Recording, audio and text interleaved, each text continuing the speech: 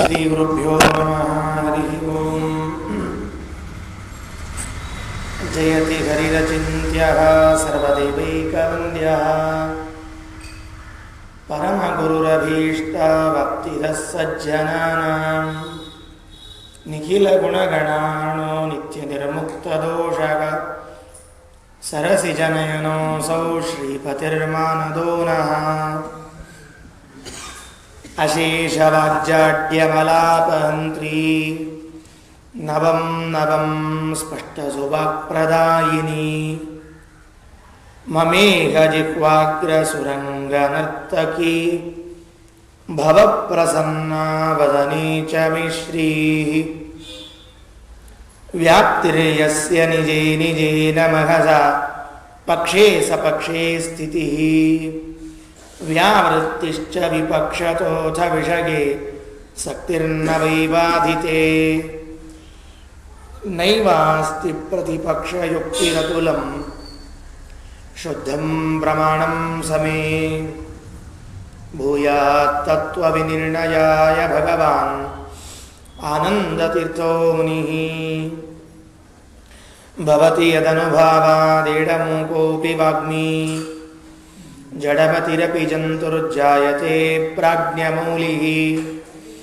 ಸಕಲವಚನಚೇತೋ ದೇವತಾ ಭಾರತೀ ಸಾ ಮಮ ವಚಸಿ ನಿಧತ್ತಾಂ ಸನ್ನಿಧಿಂ ಮಾನಸೇ ಚ. ನಮೋऽಸ್ತು ತಾತ್ವಿಕಾ ದೇವಾಃ ವಿಷ್ಣುಭಕ್ತಿಪರಾಯಣಾಃ ಧರ್ಮಮಾರ್ಗೇ ಪ್ರೇರಯन्तु ಭವಂತಃ ಸರ್ವ ಏವ ಹಿ. ಯಸ್ಯ ವಾಕ್ ಕಾಮಧೇನುರ್ನಃ ಕಾಮಿತಾರ್ಥಾನ್ ಪ್ರಯಚ್ಛತಿ ಸೇವೇತಂ ಜಯಯೋಗೀಂದ್ರಂ ಕಾಮಬಾಣಚ್ಛಿದಂ ಸದಾ. ಪದವಾಕ್ಯಪ್ರಭಾಡಬ್ಧಿವಿಕ್ರೀಡನ ವಿಶಾರದಾಂ ಲಕ್ಷ್ಮೀನಾರಾಯಣಮುನೀನ್ ವಂದೇ ವಿದ್ಯಾಗುರುನ್ ಮಮ. ಅರ್ಥಿಕಲ್ಪಿತಕಲ್ಪೋऽಯಂ ಪ್ರತ್ಯರ್ಥಿಗಜಕೇಸರಿ ವ್ಯಾಸತೀರ್ಥಗುರುರ್ಭೂಯಾದಸ್ಮದಿಷ್ಟಾರ್ಥಸಿದ್ಧಯೇ. ಕಾಮಧೇನುರ್ಯಥಾ ಪೂರ್ವಂ ಸರ್ವಾಭೀಷ್ಟಫಲಪ್ರದಾ ತಥಾ ಖಲು ವಾದಿರಾಜಶ್ರೀಪಾದೋಭೀಷ್ಟದಃ ಸದಾಂ. ಪ್ರಣಮತ್ಕಾಮಧೇನುಂ ಚ ಭಜತ್ಸುರತರೂಪಮಂ ಶ್ರೀಭಾವಬೋಧಕೃತ್ಪಾದಚಿಂತಾಮಣಿಮುಪಾಸ್ಮಹೇ. ಮೂಕೋऽಪಿ ಯತ್ಪ್ರಸಾದೇನ ಮುಕುಂದಶಯನಾಯತೆ ರಾಜರಾಜಾಯತೆ ರಿಕ್ತಭಾರಾಘವೇಂದ್ರಂ ತಮಾಶ್ರಯೇ. ಆಸೇತೋ ರಾತುಷಾರಾದ್ರೇಹ ಯೋದಿಶೋ ಚಿತವನ್ಮುಹುಃ ಸತ್ಯಧ್ಯಾನಗುರುಃ ಪಾತು ಯತೀಂದ್ರೈರಪಿ ಪೂಜಿತಃ. ಸತ್ಯಾಭಿಜ್ಞಕರಾಬ್ಜೋತ್ಥಾನ್ ಪಂಚಾಶತ್ ವರ್ಷಪೂಜಕಾನ್ ಸತ್ಯಪ್ರಮೋದತೀರ್ಥಾರ್ಯಾನ್ ನೌಮಿನ್ಯಾಯಸುಧಾರತಾನ್. ಬಂಧುಸ್ತ್ವಂ ಗುರುರಿಷ್ಟದೈವತಮಿತಿ ತ್ವತ್ಪಾದಪಂಕೇರುಹಂ ಪ್ರಾಪ್ತಂ ಮಾಂ ಪರಿಪಾಲಯೇತಿ ಸತತಂ ಯಾಚೇ ನಿಬದ್ಧಾಂಜಲಿಃ. ಚಿತ್ತಂ ಮದ್ಗುಣದೋಷಚಿಂತನವಿಧೌ ನೂನಂ ಮನಂ ಮಾ ಕೃತಾಃ. ಶ್ರೀ ಸತ್ಯಾತ್ಮಗುರೋ ತ್ವದಂಘ್ರಿಯುಗಲಂ ಹಿತ್ವಾ ನ ಮೇ ಸದ್ಗತಿಃ. ವೈಕುಂಠರಾಮೋऽಯಂ ವವ್ರೇ ಸ್ವಯಮೇವ ಸ್ವಪೂಜಕಂ ರಘುಪ್ರಿಯಾರ್ಯಯೋಗೀಂದ್ರಂ ನೌಮಿ ಸಜ್ಞಾನಸಿದ್ಧಯೇ. ವೈಷ್ಣವೋತ್ತಮಕುಲೈಃ ಪರಿಭಾವ್ಯಂ ವಾಂಛಿತಾರ್ಥಫಲದಂ ರಮಣೀಯಂ. ಪಾಪಜಾಲಪರಿಹಾರಸಮರ್ಥಂ ಮುದ್ಗಲಾಂಘ್ರಿಸರಸೀರುಹಮೀಡೇ. ಪೃಥ್ವೀಮಂಡಲಮಧ್ಯಸ್ಥಾಃ ಪೂರ್ಣಬೋಧಮತಾನುಗಾಗ ವೈಷ್ಣವಾಃ ವಿಷ್ಣುಹೃದಯಾಃ ತಾನ್ ನಮಸ್ಯೆ ಗುರುಂ ಮಮ. ಆಪಾದಮೌಲಿಪರ್ಯಂತಂ ಗುರುಣಾಮಾಕೃತಿಂ ಸ್ಮರೇತ್ ತೇನ ವಿಘ್ನಾಃ ಪ್ರಣಶ್ಯಂತಿ ಸಿದ್ಧ್ಯಂತಿ ಚ ಮನೋರಥಾಃ. ಶ್ರೀಗುರುಭ್ಯೋ ನಮಃ. ಶ್ರಾವಣ ಮಾಸದ ಕೃಷ್ಣ ಪಕ್ಷ ಪ್ರತಿಯೊಬ್ಬ ಭಾರತೀಯನಿಗೂ ಕೂಡ ಉತ್ಸವದ ದಿನಗಳು. ಕೃಷ್ಣ ಜನ್ಮವಾಗಿರುವಂತಹ ಕೃಷ್ಣನ ಅವತಾರವಾಗಿರುವ ಮಾಸ ಇದು, ಕಾಲ ಇದು, ಅತ್ಯಂತ ಯೋಗ್ಯವಾದ ಕಾಲ.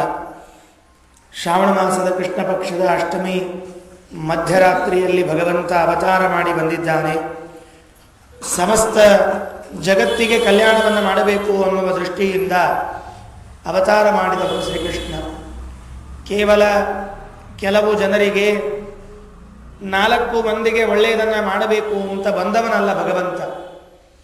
ನಾವು ರಾಮ ಮತ್ತು ಕೃಷ್ಣರ ರೂಪವನ್ನು ಯಾವಾಗಲೂ ಹೆಚ್ಚು ಆರಾಧನೆಯನ್ನು ಮಾಡುವಂಥವರು ಭಾರತೀಯರು. ನೋಡಿದರೆ ಚೈತ್ರ ಮಾಸ ಬಂತು ಅಂದರೆ ರಾಮನ ಆರಾಧನೆ ಆಗತ್ತೆ, ಶ್ರಾವಣ ಮಾಸ ಬಂತು ಅಂದರೆ ಕೃಷ್ಣನ ಆರಾಧನೆ. 4-5 ತಿಂಗಳಿನ ಅಂತರದಲ್ಲಿ 2 ಭಗವದ್ ರೂಪಗಳ ಅವತಾರ, ಅವರ ಆರಾಧನೆಯನ್ನು, ಅವನ ಪೂಜೆಯನ್ನು, ಅವನ ಸೇವೆಯನ್ನು ಮಾಡ್ತೀವಿ. ದೇವರ ಅವತಾರದ ಉದ್ದೇಶ ಏನು?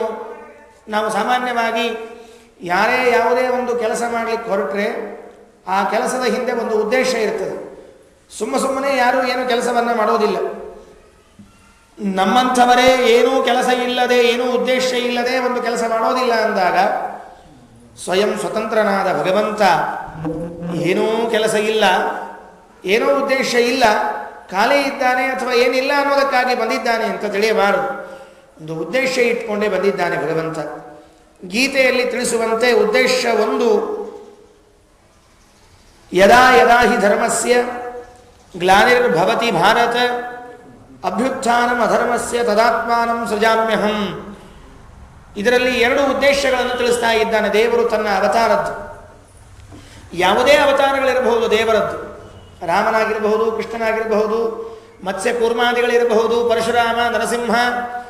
ದೇವರ ಯಾವ ಅವತಾರಗಳೂ ಕೂಡ 2 ಉದ್ದೇಶದಿಂದ ಬರುವಂತಹದ್ದು. ಮೊದಲನೇದಾಗಿ ಪರಿತ್ರಾಣಾಯ ಸಾಧೂನಾಂ, ಸಜ್ಜನರನ್ನು, ಜ್ಞಾನಿಗಳನ್ನು, ಒಳ್ಳೆಯವರನ್ನು ರಕ್ಷಣೆ ಮಾಡಬೇಕು ಅಂತೇ ಬರ್ತಾನೆ. ಒಳ್ಳೆಯವರು ಅಂದಾಗ, ಸಜ್ಜನರು ಅಂದಾಗ ಅದರಲ್ಲಿ ಯಾವ ಜಾತಿಯ ನಿಯಮ ಇಲ್ಲ, ಯಾವ ಸಮಾಜದ ನಿಯಮ ಇಲ್ಲ. ಭಗವಂತ ಯಾರ್ಯಾರು ಒಳ್ಳೆಯವರಿದ್ದಾರೆ ಅವರನ್ನೆಲ್ಲ ರಕ್ಷಣೆ ಮಾಡ್ತಾನೆ. ವಿನಾಶಾಯ ಚ ದುಷ್ಕೃತಾಂ, ಯಾರು ಕೆಟ್ಟ ಕೆಲಸಗಳನ್ನು, ಕೆಟ್ಟ ಕ್ರಿಯೆಗಳನ್ನು ಮಾಡ್ತಾ ಇದ್ದಾರೆ, ದುಷ್ಟರಿದ್ದಾರೆ, ದುಷ್ಟ ಚಟುವಟಿಕೆಗಳನ್ನು ಮಾಡ್ತಾರೆ, ಅವರನ್ನು ಸಂಹಾರ ಮಾಡುವುದು ಅವನ ಕೆಲಸ. ಭಗವಂತ ಸ್ವಯಂ ತಾನೇ ಕೊಲ್ಲಬಹುದು ಅಥವಾ ತನ್ನವರ ಕಡೆಯಿಂದಾದರೂ ಕೊಲ್ಲಿಸಬಹುದು. ಅವರ ಸಂಹಾರವೂ ಭಗವಂತನ ಅವತಾರದ ಉದ್ದೇಶ. ಇನ್ನೂ ಒಂದು ಮಾತು ಹೇಳ್ತಾರೆ ಭಾಗವತದಲ್ಲಿ, ಬರೇ ಕೊಲ್ಲೋದು, ಹೊಡೆಯೋದು, ಬಡಿಯೋದು ಅಷ್ಟೇ ಅಲ್ಲ ದೇವರದ್ದು. ಮರ್ತ್ಯಾವತಾರ ಸ್ತ್ವಿಹ ಮರ್ತ್ಯ ಶಿಕ್ಷಣಂ ರಕ್ಷೋ ವಧಾಯೈವ ನ ಕೇವಲಂ ವಿಭೋಗೋ. ಮನುಷ್ಯನಾಗಿ ದೇವರು ಅವತಾರ ಮಾಡ್ತಾನೆ. ಆ ಅವತಾರದ ಉದ್ದೇಶ ಭಗವಂತ ದುಷ್ಟರನ್ನು ಶಿಕ್ಷಣ ಮಾಡೋದಷ್ಟೇ ಅಲ್ಲ, ಸಜ್ಜನರಿಗೆ ಶಿಕ್ಷಣವನ್ನು ಕೊಡೋದು. ಹೇಗಿರಬೇಕು ನಾವೆಲ್ಲ ರಾಮನಾಗಿದ್ದುಕೊಂಡು ಈ ಎಲ್ಲ ಮಾತುಗಳನ್ನು ತಿಳಿಸ್ತಾ ಬಂದಿದ್ದಾನೆ. ಅದೇ ರೀತಿಯಾಗಿ ಕೃಷ್ಣನಾದಾಗಲೂ ಕೂಡ ಮನುಷ್ಯ ತಾನು ಹೇಗಿರಬೇಕು ಅನ್ನುವುದನ್ನು ತಿಳಿಸಿಕೊಡ್ತಾ ಇದ್ದಾನೆ ಅನೇಕ ಪ್ರಸಂಗಗಳಲ್ಲಿ.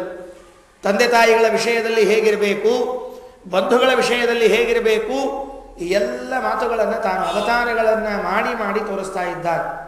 ಸಜ್ಜನರ ರಕ್ಷಣೆ, ಸಜ್ಜನರಿಗೆ ಪಾಠ ಕಲಿಸೋದು, ದುಷ್ಟರನ್ನು ಹಾದಿ ತಪ್ಪಿಸಿ ಸಂಹಾರವನ್ನು ಮಾಡೋದು, ಇದೆಲ್ಲವೂ ಭಗವಂತನ ಅವತಾರಗಳ ಉದ್ದೇಶ.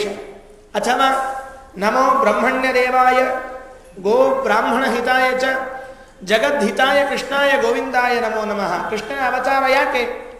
ಜಗದ್ಹಿತಾಯ ಕೃಷ್ಣಾಯ, ಜಗತ್ತಿಗೆ ಹಿತವನ್ನು ಮಾಡಲಿಕ್ಕೆ. ತಾನು ಇದ್ದಾಗ ತನ್ನ ಕಾಲದಲ್ಲಿ ಇದ್ದ ಎಲ್ಲ ದುಷ್ಟರನ್ನು ಸಂಹಾರ ಮಾಡಿ ಅವತ್ತೇ ಎಲ್ಲರಿಗೆ ಒಳ್ಳೆಯದನ್ನು ಮಾಡಿದ. ಗೀತೆಯನ್ನು ಉಪದೇಶ ಮಾಡಿ ಮುಂದೆ ಬರುವ ಎಲ್ಲರಿಗೂ ಹಿತವನ್ನು ಮಾಡ್ತಾ ಇದ್ದಾನೆ. ಭಗವದ್ಗೀತೆಯನ್ನು ಇವತ್ತು ನೀವು ಓದಿದರೂ ಕೂಡ ನಮಗೆ ಹಿತ ಆಗತ್ತೆ.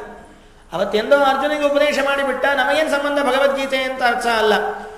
5000 ವರ್ಷಗಳ ಹಿಂದೆ ಉಪದೇಶ ಮಾಡಿದ್ದರೂ ಇವತ್ತಿಗೂ ಪ್ರಸ್ತುತವಾಗ್ತಕ್ಕಂಥದ್ದಾಗಿದೆ ಭಗವದ್ಗೀತೆ. ಜಗದ್ಹಿತಾಯ ಕೃಷ್ಣಾಯ ಗೋವಿಂದಾಯ ನಮೋ ನಮಃ. ಇಂತಹ ಭಗವಂತನ ಅವತಾರದ ಮಾಸ ಶ್ರಾವಣ ಮಾಸ, ಎಲ್ಲರಿಗೂ ಕ್ಷೇಮವನ್ನು ಬಯಸಿ ಬಂದಿರುವಂತಹ ಭಗವಂತನ ರೂಪ. ಅವನ ಬಗ್ಗೆ ಅನೇಕ ಪುರಾಣಗಳು ತಿಳಿಸ್ತಾ ಹೊರಡುತ್ತೆ. ಮಹಾಭಾರತ ಕೃಷ್ಣನ ಕಥೆಯನ್ನು ಹೇಳುತ್ತೆ, ಶ್ರೀಮದ್ ಭಾಗವತ ಕೃಷ್ಣನ ಕಥೆಯನ್ನು ಹೇಳುತ್ತೆ. 18 ಪುರಾಣಗಳಲ್ಲಿ ಅಲ್ಲಲ್ಲಿ ಶ್ರೀಕೃಷ್ಣನ ಬಗ್ಗೆ ಕೆಲವು ಮಾತುಗಳು ಬರುತ್ತೆ. ಕೃಷ್ಣನಿಗಾಗೇ ಬರದ ಕಾವ್ಯಗಳಿವೆ. ಎಲ್ಲ ಸೇರಿಸಿದರೆ ಕೃಷ್ಣನ ಕಥಾಭಾಗ ಬಹಳ ದೊಡ್ಡದಾಗತ್ತೆ. ಪ್ರತಿ ವರ್ಷವೂ ನಾವು ಕೃಷ್ಣನ ಜನ್ಮಾಷ್ಟಮಿಯನ್ನು ಉತ್ಸವದಿಂದ ಆಚರಣೆ ಮಾಡ್ತಾ ಇದ್ದುದರಿಂದ ಒಂದೊಂದು ವರ್ಷ ಒಂದೊಂದು ಭಾಗವನ್ನು ತಿಳಿಯೋದು ವಾಸಿ. ಹಿಂದಿನ ವರ್ಷ ಗೋಪಿಗೀತೆಯನ್ನು ಕೇಳಿದ್ವಿ ನಾವೆಲ್ಲ. ಗೋಪಿಗೀತೆಯಲ್ಲಿ ಬಂದ ಶ್ರೀಕೃಷ್ಣನ ಮಹಿಮೆ, ಶ್ರೀಕೃಷ್ಣನ ಕಥೆ ಏನು ಅನ್ನೋದನ್ನು. ಈ ವರ್ಷ ಮತ್ತೊಂದು ಗೀತೆಯನ್ನು ಕೇಳೋಣ. ಗೀತೆಗಳು ಸಾಕಷ್ಟು. ಭಗವದ್ಗೀತೆ ಇದೆ, ವೇಣುಗೀತೆ ಇದೆ, ಗೋಪಿಗೀತೆ ಇದೆ, ರುದ್ರಗೀತೆ ಇದೆ, ಶ್ರುತಿಗೀತೆ ಇದೆ. ಭಾಗವತದಲ್ಲಿ ಅನೇಕ ಗೀತೆಗಳ ಭಾಗ ಬರ್ತಾ ಇದೆ. ಕುಂತಿ ಗೀತೆ ಇದೆ, ಭೀಷ್ಮ ಗೀತೆ ಇದೆ, ಅನೇಕ ಗೀತೆಗಳ ಭಾಗ ಬರ್ತಾ ಇದೆ. ಕೃಷ್ಣನನ್ನೇ ಭಾಗವತದ ಕೊನೆಯ ಶ್ಲೋಕ ಹೇಳ್ತಾ ಇದೆ, ಕಲಿಮಲ ಸಂಸ್ಕೃತಿ ಕಾಲನೋ ಖಿಲೇಶೋ ಹರಿಹಿ ಇತರತ್ರ ನಗೀಕ್ಯತೆ ಕ್ಯಭೀಕ್ಷ್ಣಂ ಇಹತು ಪುನರ್ಭಗವಾನ್ ಅಶೇಷಮೂರ್ತಿ ಪರಿಪಠಿತೋನು ಪದಂ ಕಥಾ ಪ್ರಸಂಗೈ. ಬೇರೆ ಇನ್ಯಾವ ಪುರಾಣಗಳನ್ನು ತೆಗೆದು ನೋಡಿದರೂ ಕೂಡ ನಿಮಗೆ ಸಿಗೋದಿಲ್ಲ. ಇರಬಹುದು, ಬೇರೆ ಪುರಾಣಗಳಲ್ಲೂ ದೇವರ ಚರಿತ್ರೆಯನ್ನು ಹೇಳಿದ್ದಾರೆ. ಮಹಾಭಾರತ ಇದೆ, ರಾಮಾಯಣ ಇದೆ ಹೇಳಿದ್ದಾರೆ. ಆದರೆ ಭಾಗವತದಷ್ಟು ಅಲ್ಲ. ಭಾಗವತದಲ್ಲಿ ಒಂದು ಹೆಜ್ಜೆ ಎತ್ತಿ ಇನ್ನೊಂದು ಹೆಜ್ಜೆ ಮುಂದೆ ಇಟ್ಟರೆ ಕಲಿಮಲ ಸಂಸ್ಕೃತಿ ಕಾಲನೋ ಅಖಿಲೇಶ ಹರಿಹಿ ಭಗವಂತ ಇತರತ್ರ ನಗೀಕ್ಯತೆ, ಬೇರೆ ಕಡೆಗೆ ಇಷ್ಟು ಹೇಳಲ್ಪಟ್ಟಿಲ್ಲ. ಅಭೀಕ್ಷ್ಣಶಃ ಇಹತು, ಈ ಶ್ರೀಮದ್ ಭಾಗವತದಲ್ಲಾದರೂ ಭಗವಾನ್ ಅಶೇಷಮೂರ್ತಿ ಶ್ರೀಕೃಷ್ಣ ಪರಿಪಠಿತೋನು ಪದಂ ಕಥಾ ಪ್ರಸಂಗೈ. ಒಂದು ಪದ ತೆಗೆದರೆ, ಒಂದು ಶಬ್ದ ತೆಗೆದರೆ ಸಾಕು, ಕೃಷ್ಣನ ಚರಿತ್ರೆಯನ್ನೇ ಹೇಳುತ್ತೆ, ಕೃಷ್ಣನ ಕಥೆಯನ್ನೇ ಹೇಳುತ್ತೆ, ಬೇರೆ ಇನ್ನೇನನ್ನು ಹೇಳೋದಿಲ್ಲ. ಆ ಒಂದರ್ಥದಲ್ಲಿ ಭಾಗವತ ಅಂದರೆ ಕೃಷ್ಣ ಕಥಾ ಅಂತಾಗಿಬಿಟ್ಟಿದೆ. ಅಷ್ಟು ಸುಂದರವಾಗಿ ವೇದವ್ಯಾಸ ದೇವರು ಕೃಷ್ಣನ ಚರಿತ್ರೆಯನ್ನು ಹೇಳಿದ್ದಾರೆ. ಇಂತಹ ಕೃಷ್ಣನ ಕಥೆಗಳನ್ನು ಹೇಳುವ ಪುರಾಣಗಳಲ್ಲಿ ಒಂದಾದ ಪ್ರಮುಖವಾದ ಶ್ರೀಮದ್ ಭಾಗವತ. ಅದರಲ್ಲಿಯೂ ಪ್ರಮುಖವಾದದ್ದು 10ನೇ ಸ್ಕಂದ. ಪದ್ಮಪುರಾಣ 12 ಸ್ಕಂದಗಳನ್ನು ದೇವರ 12 ಅಂಗಗಳನ್ನಾಗಿ ಹೇಳ್ತಾ ಬರ್ತಾ ಇದೆ. ಮೊದಲನೇ 2ನೇ ಸ್ಕಂದಗಳು ಭಗವಂತನ 2 ಕಾಲು ಪಾದಗಳು, 3, 4ನೇ ಸ್ಕಂದಗಳು ಭಗವಂತನ 2 ಕಾಲುಗಳು. ಹೀಗೆ ಒಂದೊಂದು ಸ್ಕಂದಗಳನ್ನು ಹೇಳ್ತಾ ಬಂದು 10ನೇ ಸ್ಕಂದ ಯಾವುದು ದೇವರಿಗೆ ದೇಹದಲ್ಲಿ ಅಂಗ ಅಂತ ಕೇಳಿದರೆ ಭಗವಂತನ ಮುಖ ಅಂತ ಹೇಳ್ತಾ ಇದೆ. ದಶಮಸ್ಕಂದವನ್ನು ಕೇಳಿದರೆ, ದಶಮಸ್ಕಂದದ ವಿಚಾರವನ್ನು ತಿಳಿದರೆ ದೇವರ ಮುಖದ ಬಗ್ಗೆ, ದೇವರ ಮುಖವನ್ನು ಆರಾಧನೆ ಮಾಡಿದಷ್ಟು ಪುಣ್ಯ ಬರ್ತಾ ಇದೆ ಅಂತ. 11ನೇ ಸ್ಕಂದ ಹಣೆಯಾದರೆ 12ನೇ ಸ್ಕಂದ ತಲೆ ಅಂತ ಹೇಳ್ತಾ ಇದೆ. ಅಷ್ಟು ಸುಂದರವಾಗಿರುವಂತಹದ್ದು ದಶಮಸ್ಕಂದ. ಎಲ್ಲ ಸ್ಕಂದಗಳನ್ನು ಒಂದು ತಕ್ಕಡಿಯಲ್ಲಿ ತೂಕಕ್ಕೆ ಹಾಕಿದರೆ ಇನ್ನೊಂದು ಕಡೆಗೆ ದಶಮಸ್ಕಂದವನ್ನು ಹಾಕಬೇಕು. ಅಷ್ಟು ವಿಚಿತ್ರವಾದ ಕಥೆಗಳಿಂದ ತುಂಬಿಬಿಟ್ಟಿದೆ.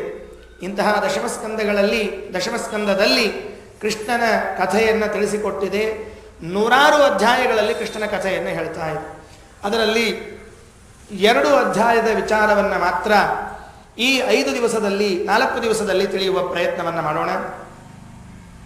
ಯಾವುದು ಕೃಷ್ಣ ಅಂದರೆ ನಾವು ಯಾವುದನ್ನು ಊಹಿಸಿಕೊಳ್ತೇವೆ, ಅವನ ಚಿತ್ರ ನಮ್ಮ ಮುಂದೆ ಹೇಗೆ ಬರುತ್ತೆ ಕೃಷ್ಣ ಅಂದಾಗ, ಕೊಳಲಿಲ್ಲದ ಕೃಷ್ಣನನ್ನು ಊಹಿಸಿಕೊಳ್ಳಲಿಕ್ಕೆ ಸಾಧ್ಯ ಇದೆಯಾ ಅಂತ ವಿಚಾರ ಮಾಡಿ. ಕೃಷ್ಣ ಹೌದು, ಕೊಳಲೇ ಇಲ್ಲ ಅವನ ಕೈಯಲ್ಲಿ ಅಂತ ಹೇಳಿ ನೀವು ಊಹಿಸಿಕೊಂಡ್ರೆ, ಅವನ ಚಿತ್ರವನ್ನು ಬರೆದ್ರೆ ಯಾರಾದರೂ ನಂಬ್ತೀವ? ಮಕ್ಕಳಿಗೆ ಈ ವಾರ್ಷಿಕ ಹಬ್ಬ ಇರುತ್ತೆ, ಸ್ಕೂಲ್ನಲ್ಲಿ ಆ್ಯನ್ಯುವಲ್ ಡೇ ಫಂಕ್ಷನ್ ಅಂತ ಮಾಡ್ತಾರೆ. ಆ ಆ್ಯನ್ಯುವಲ್ ಡೇ ಫಂಕ್ಷನ್ನಿಗೆ ಹುಡುಗರಿಗೆ ನಾನಾ ವೇಷಗಳನ್ನು ಹಾಕ್ಕೊಂಡು ಕರ್ಕೊಂಡು ಹೋಗ್ತಿರ್ತಾರೆ. ಯಾರೋ ಕೃಷ್ಣನ ವೇಷ, ರಾಮನ ವೇಷ, ಮತ್ತೊಂದು ವೇಷ. ಆ ಕೃಷ್ಣನ ವೇಷ ಹಾಕಿದಾಗ ಅವನಿಗೆಲ್ಲ ಇಟ್ಟಿದ್ದಾರೆ, ಕೊಳಲು ಮಾತ್ರ ಕೈಯಲ್ಲಿ ಇಲ್ಲ. ಅವನನ್ನು ಯಾರಾದರೂ ಕೃಷ್ಣ ಅಂತ ಕರೀತಾರೆ? ವಿಚಾರ ಮಾಡಿ. ಯಾರೂ ಅವನನ್ನು ಕೃಷ್ಣ ಅಂತ ಕರೆಯೋದಿಲ್ಲ.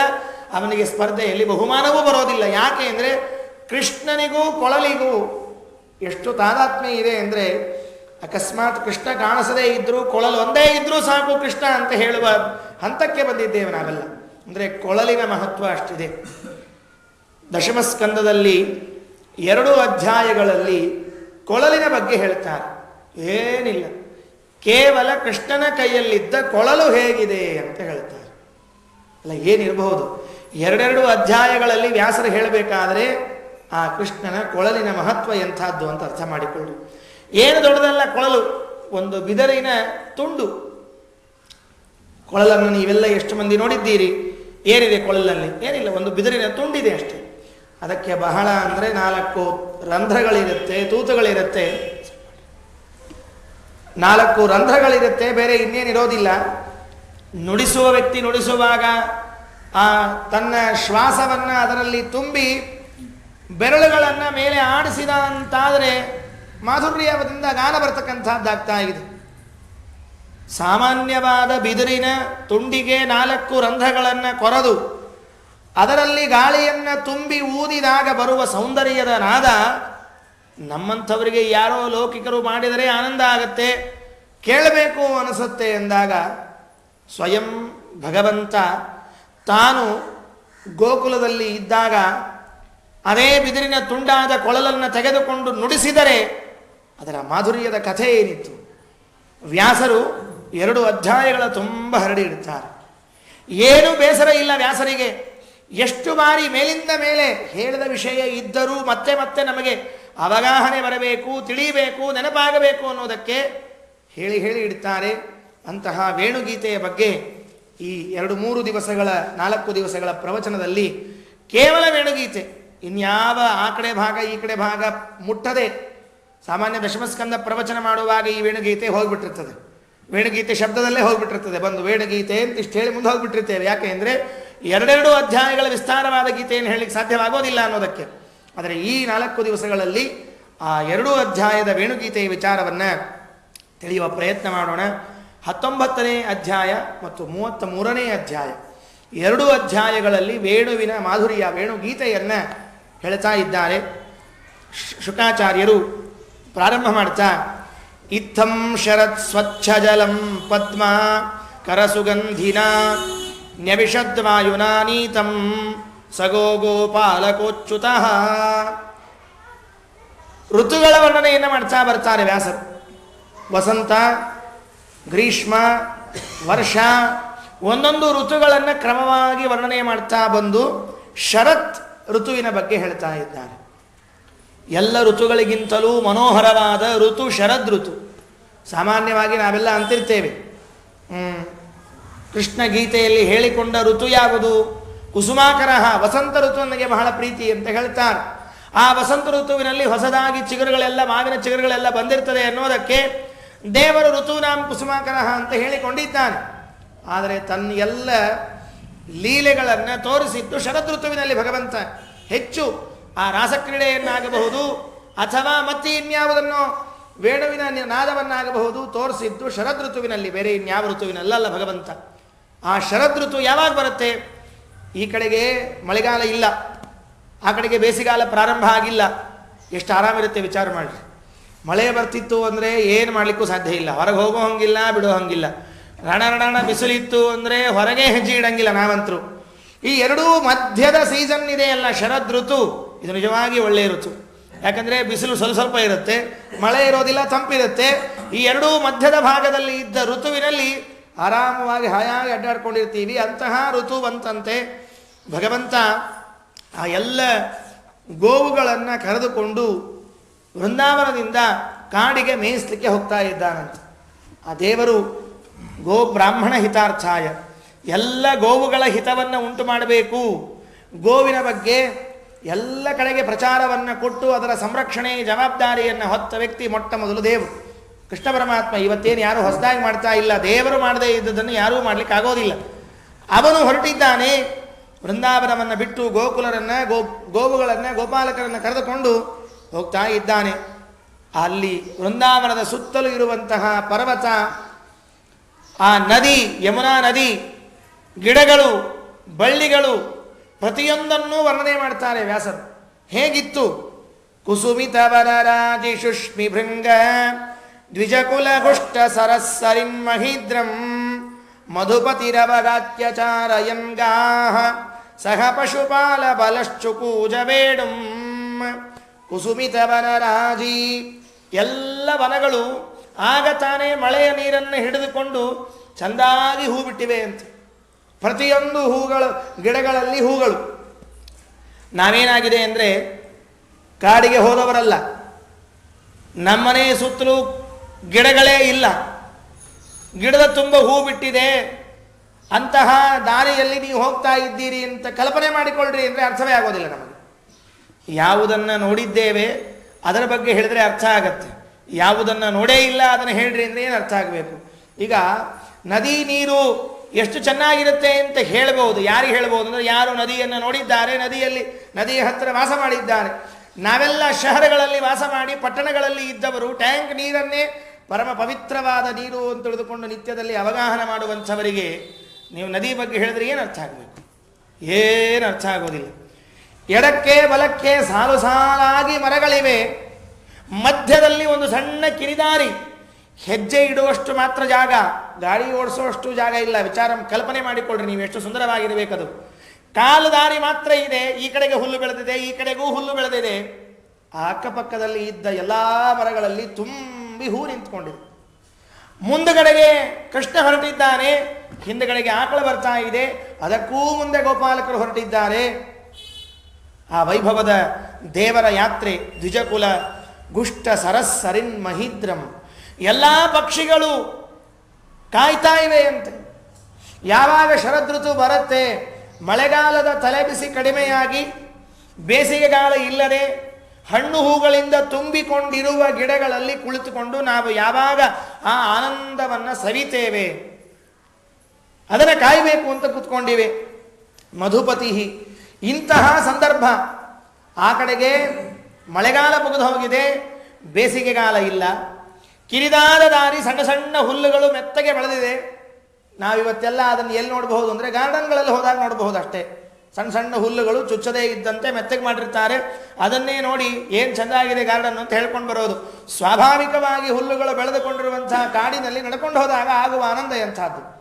ಮುಂದುಗಡೆಗೆ ಕೃಷ್ಣ ಹೊರಟಿದ್ರೆ ಹಿಂದುಗಡೆಗೆ ಆಕಳಗಳು, ಅದಕ್ಕೂ ಮುಂದೆ ಗೋಪಾಲಕರು ಹೊರಟಿದ್ದಾರೆ. ಆ ಎಲ್ಲ ಪಕ್ಷಿಗಳು ಮರದ ಮೇಲೆ ಕುಳಿತು ಈ ಕೃಷ್ಣನ ಆಗಮನವನ್ನು ನೋಡ್ತಾ ಇವೆ ಅಂತ ಯಾವಾಗ ಬರ್ತಾನೆ ಕೃಷ್ಣ. ಚಾರಯನ್ ಗಾಹ ಸಹ ಪಶುಪಾಲ ಬತಶ್ಚುಕೂಜ ವೇಣುಂ. ಹೋಗ್ತಾ ಹೋಗ್ತಾ ಏನು ಸುಮ್ಮನೆ ಹೋಗೋದು, ಕೈಯಲ್ಲಿ ವೇಣು ಇತ್ತು, ಕೊಳಲಿತ್ತು, ನುಡಿಸೋಣ ಅಂತ ಕೊಳಲನ್ನು ನುಡಿಸ್ಲಿಕ್ಕೆ ಪ್ರಾರಂಭ ಮಾಡಿದ್ನಂತೆ ಭಗವಂತ. ನಮಗೆಲ್ಲ ಹಳ್ಳಿಗರಾಗಿದ್ದರೆ ಇದರ ಸವಿ ಗೊತ್ತಾಗತ್ತೆ. ಯಾರೋ ಒಬ್ಬ ಹಳ್ಳಿ ಹುಡುಗ, ಹಳ್ಳಿ ಹೈದ, ಆ ಕೊಳಲನ್ನೋ ಮತ್ತೊಂದನ್ನೋ ಊದ್ತಾ ಹೊರಟಿದ್ರೆ ಮೇಲೊಂದು ಕಂಬಳಿ ಹೊತ್ಕೊಂಡು ನೋಡ್ತಿರ್ಬೇಕು ನೀವೆಲ್ಲ. ಸಾಮಾನ್ಯವಾಗಿ ಆ ಕುರುಬರಲ್ಲಿ ಇದೊಂದು ಇದೆ, ಒಂದು ಕಂಬಳಿ ಹೊತ್ಕೊಂಡು ಕೈಯಾಗ ಒಂದು ಕಟ್ಟಿಗೆ ಹಿಡ್ಕೊಂಡು ಹೈ ಹೈ ಹೈ ಅನ್ಕೋತ ಹೋದ ಅಂದರೆ ಯಾರ ಚಿಂತೆ ಇರೋದಿಲ್ಲ. ಹಿಂದೆ ಕಾರ್ನಲ್ಲಿ ಬರೋರು ಬರ್ತಾ ಹಾರ್ನ್ ಹಾಕ್ತಾನೆ ಇರ್ತಾರೆ, ಅವನ ಆಕಳ ಮೇಯಿಸ್ಕೊಂಡು ಕುರಿ ಮೇಯಿಸ್ಕೊಂಡು ರೋಡಲ್ಲಿ ಹೋಗ್ತಾನೆ ಇರ್ತಾನೆ. ಅವನು ಯಾರಿಗೆ ಚಿಂತೆ ಅವನಿಗೆ? ಯಾರ ಚಿಂತೆ ಇರೋದಿಲ್ಲ ಅವನಿಗೆ. ಅಷ್ಟು ನಿಶ್ಚಿಂತನಾಗಿ ಹೋಗ್ತಾ ಇರ್ತಾನೆ. ಹಾಗೆ ಪರಮಾತ್ಮ ಹೊರಟಿದ್ದಾನೆ. ಆ ವೇಣು ಕೇಳಿಸಿತಂತೆ, ಕೊಳಲಿನ ನಾದ ಕೇಳಿಸಿತು. ಎಲ್ಲಿ ಕೇಳಿಸಿತು? ಕೃಷ್ಣ ಹೋಗ್ತಾ ಕಾಡಿನ ದಾರಿಯಲ್ಲಿ ಕೊಳಲು ಊದ್ತಾ ಇದ್ರೆ ವ್ರಜದಲ್ಲಿ ಇದ್ದ ಗೋಕುಲದಲ್ಲಿ ವೃಂದಾವನದಲ್ಲಿ ಇರುವಂತಹ ಸ್ತ್ರೀಯರಿಗೆ ಅದರ ನಾದ ಕೇಳಿಸ್ತಾ ಇದೆ ಅಂತೆ. ಎಷ್ಟು ದೂರದವರೆಗೆ ಕೇಳಿಸ್ತಿರಬಹುದು. ಯಾವ ಪೊಲ್ಯೂಷನ್ ಇದ್ದಿದ್ದಿಲ್ಲ, ನೆನಪಿಟ್ಕೊಳ್ಳಿ. ಎಷ್ಟು ಬಿಲ್ಡಿಂಗ್ಗಳು ಅಡ್ಡ ಬರ್ತಾ ಹೋಯಿತೋ ಅಷ್ಟು ಕೊಳಲಿನ ಧ್ವನಿ ಹೋಯಿತು ನಮ್ಮಿಂದ. ಯಾವ ಬಿಲ್ಡಿಂಗ್ಗಳೂ ಇಲ್ಲ, ಯಾವ ಶಬ್ದಗಳೂ ಇಲ್ಲ, ಏನೂ ಇಲ್ಲ. ಕಾಡಿನಲ್ಲಿ ಕೂಗಿದ್ರೆ ಇಲ್ಲಿಗೆ ಕೇಳಿಸ್ತಾ ಇದೆ, ಪರಮಾನಂದವಾಗ್ತಾ ಇದೆ. ತದ್ರಜ ಸ್ತ್ರೀಯಾಶ್ರತ್ಯ ವೇಣುಗೀತಂ ಮಹೋದಯಂ ಕಾಶ್ಚಿತ್ ಪರೋಕ್ಷಂ ಕೃಷ್ಣಸ್ಯ ಸ್ವಸಿಖೀಭ್ಯೋ ಅನ್ವವೇದಯನ್. ಆ ಕೊಳಲಿನ ನಾದವನ್ನು ಕೇಳಿಸಿಕೊಂಡ ಕೆಲವರು ಗೋಪಿಕಾ ಸ್ತ್ರೀಯರು ತಮ್ಮಲ್ಲೇ ಮಾತಾಡ್ಲಿಕ್ಕೆ ಪ್ರಾರಂಭ ಮಾಡಿದ್ರಂತೆ. ಎಲ್ಲೋ ದೂರದಿಂದ ಬರ್ತಾ ಇದೆ ಧ್ವನಿ. ನಾವು ಮಾಡ್ತೀವಲ್ಲ, ಎಲ್ಲೋ ಮೈಕ್ ಹಚ್ಚಿದ್ರು ಅಂದರೆ ಒದರ್ಲಿಕ್ಕೆ ಶುರುವಾಯಿತು ಅಂದರೆ ಇಲ್ಲಿ ಕೂತ್ಕೊಂಡು ಅವ್ರು ಮಾತಾಡ್ತೀವಿ. ಏನು ಪ್ರಾರಬ್ಧಪ ಶುರುವಾಯಿತು ನೋಡಿದ್ದು. 5 ಹೊತ್ತು ಸಂಧ್ಯಾ ವಂದನೆ ಏನು ಶುರು ಮಾಡ್ತೀವಿ ನಾವೆಲ್ಲ. ನಾವು 3 ಹೊತ್ತು ಮಾಡಿದ್ರೆ ಇನ್ನೊಬ್ರು 5 ಹೊತ್ತು ಸಂಧ್ಯಾ ಮಾಡ್ತಾ ಇರಲ್ಲ, ಅದನ್ನು ಒದರ್ತಿರ್ತಾರೆ, ಕೇಳ್ತಿರ್ತೀವಿ ನಾವೆಲ್ಲ.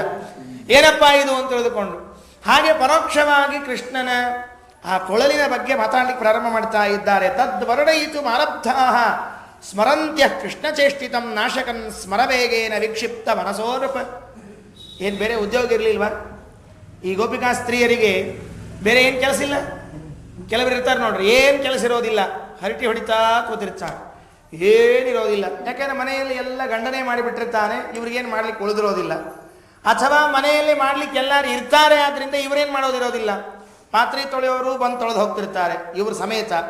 ಆಮೇಲೆ ಕಸ ಹೊಡೆಯೋರು ಬಂದು ಬಳದು ಹೋಗ್ತಿರ್ತಾರೆ ಇವರು ಸಮೇತ. ಹೀಗೆ ಏನೇನು ಬೇಕೋ ಅವರವ್ರ ಕೆಲಸವನ್ನು ಮಾಡಿ ಹೋಗಿಬಿಡ್ತಾರೆ. ಇವ್ರಿಗೆ ಏನು ಕೆಲಸ ಇರೋದಿಲ್ಲ, ಖಾಲಿ ಕೂತ್ಕೊಂಡಿರ್ತಾರೆ. ಪಾಪ ಟಿ ವಿ ನೋಡಿ ನೋಡಿ ಬೋರಾಗಿ ಹರಟೆ ಹೊಡಿತಿರ್ತಾರೆ. ಟಿ ವಿ ನೋಡಿ ನೋಡಿ ಬೇಸರ ಆಗೋಷ್ಟು. ನಮ್ಮಲ್ಲೆಲ್ಲ ಮೊದಲು ಬೇಸರ ಆದಾಗ ಟಿ ವಿ ನೋಡೋದು ಅಂತ ಇರ್ತಿತ್ತು. ಈಗ ಟಿ ವಿ ನೋಡೇ ಬೇಸರ ಆಗೋಷ್ಟು ಬಂದ್ಬಿಟ್ಟದು. ಹೀಗೆ ಯಾವುದೋ ಒಂದು ಕೆಲಸ ಇಲ್ಲ ಅಂತ ತಿಳ್ಕೊಂಡು ಹರಟಿ ಹೊಡಿತಾ ಕೂತಿದ್ರ ಇಲ್ಲ. ತತ್ ವರ್ಣಯಿತು ಆರಬ್ಧಾ ಸ್ಮರಂತ್ಯ ಕೃಷ್ಣ ಚೇಷ್ಟಿತಂ ನಾಶಕನ್ ಸ್ಮರವೇಗೇನ ವಿಕ್ಷಿಪ್ತ ಮನಸ್ಸೋ ನೃಪ.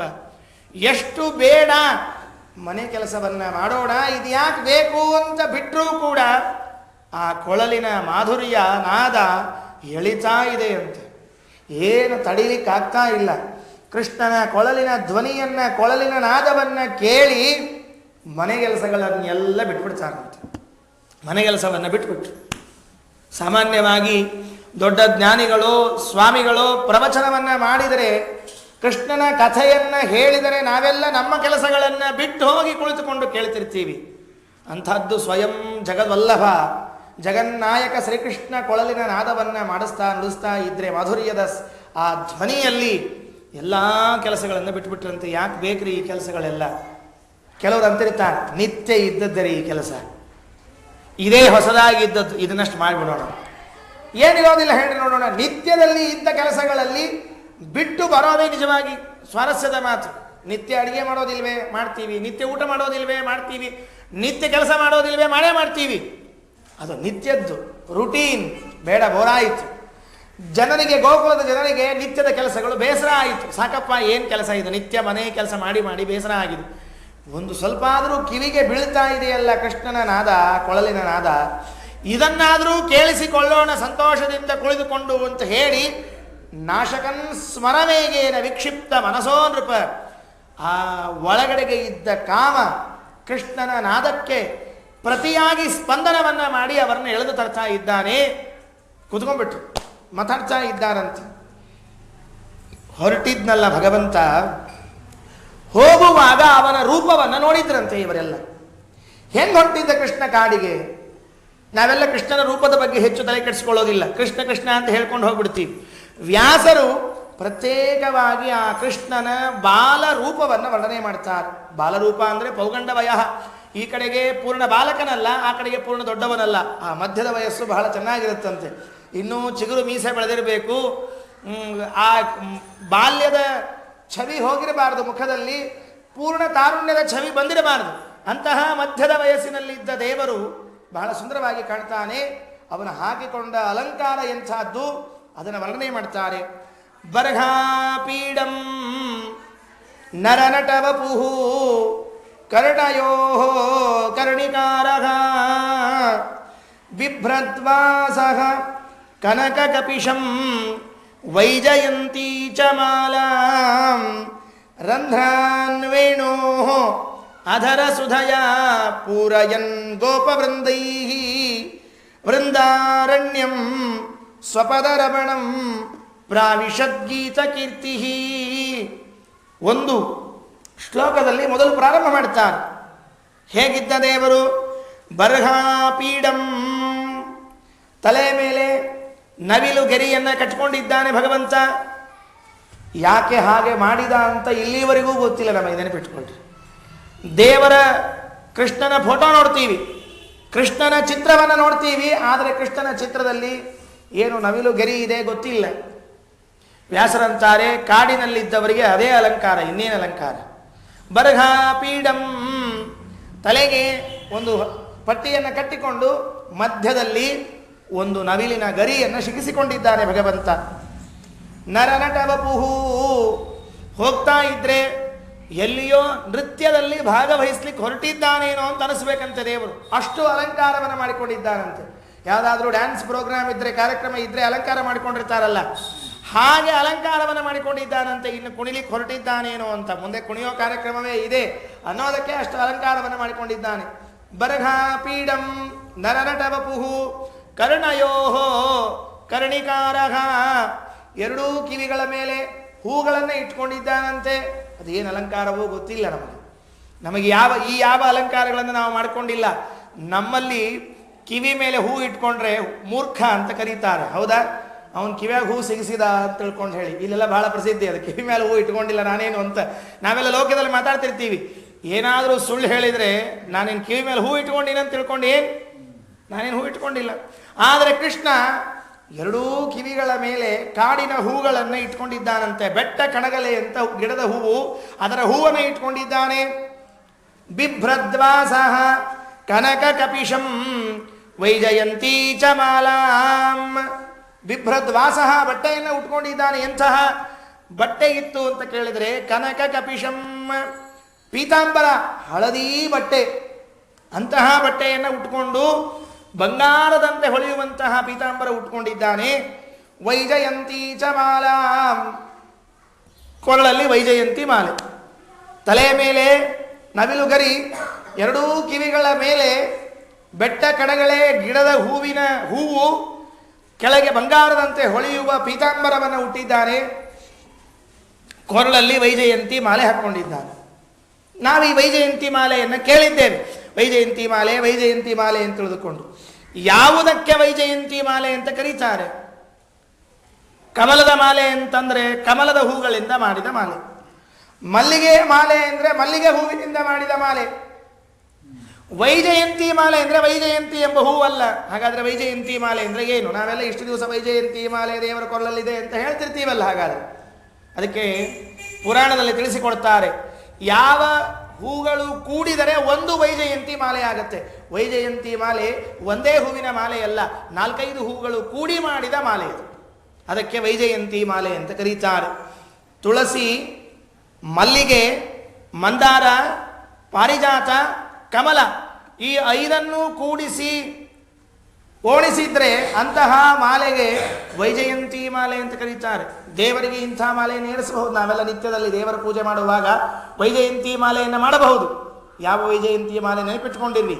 ತುಳಸಿ ಇರಬೇಕು, ಮಲ್ಲಿಗೆ ಇರಬೇಕು, ಮಂದಾರ ಅಂತ ಒಂದು ಹೂವು, ಪ್ರಾಯ ಇವತ್ತು ಸಿಗುತ್ತದೋ ಇಲ್ಲೋ ಗೊತ್ತಿಲ್ಲ, ಪಾರಿಜಾತ, ಕಮಲ. ಮಂದಾರ ಸಿಗದೇ ಹೋದರೂ ಈವಂತೂ 4 ಸಿಗುತ್ತೆ.